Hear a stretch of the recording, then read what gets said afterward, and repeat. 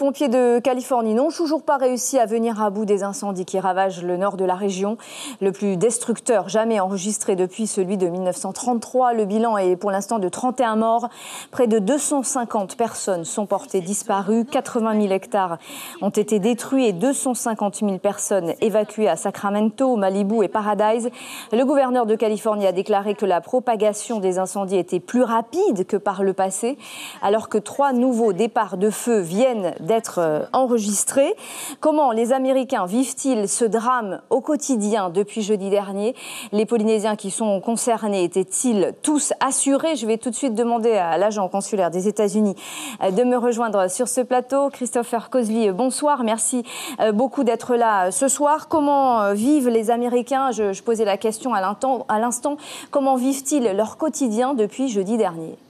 C'est vrai que c'est un grand traumatisme qu'ils ont subi. J'ai eu des recueils d'histoires d'un environnement d'apocalypse et vraiment de fin du monde. Le feu qui est arrivé, qui les a surpris, qui s'est déplacé à des vitesses incroyables, ils n'ont pas vu ça voir. Le gouverneur qui dit qu'il n'a pas l'habitude, on n'a pas l'habitude dans cette région de voir des feux se propager aussi rapidement. Ça change de ce qu'on avait l'habitude de voir jusqu'ici en Californie. Oui, on a une sécheresse encore plus prononcée. On a des vents qui étaient très forts, les vents de Sainte-Anne qui viennent du désert et qui ont donc poussé le feu vers les plages de Malibu, d'où le désastre qu'on a constaté à Malibu. Alors, comment les Américains réagissent-ils par rapport aux autorités? D'abord, on a l'habitude qu'ils leur fassent confiance, mais là, on vient d'apprendre que des poteaux électriques pourraient être mis en cause et la société qui les a installés, donc, mise devant le fait accompli et devant la justice. Oui, le plus incroyable, ce n'est pas la première fois que les poteaux électriques de la Southern Edison ont été à l'origine du feu.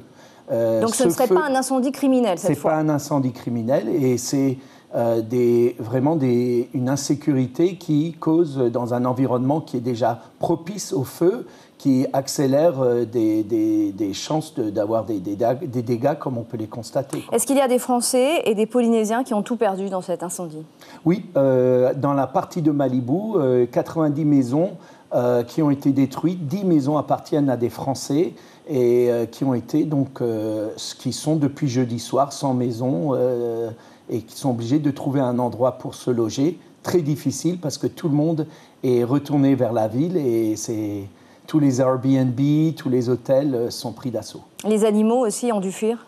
Oui, la plage, c'était un vrai zoo, parce que cette partie de Malibu, c'est des grandes maisons, donc il y avait des chevaux, des moutons, des ânes, et même une dame qui a perdu 12 moutons brûlés dans l'incendie. Christopher Cosby, merci beaucoup d'avoir été notre invité ce soir.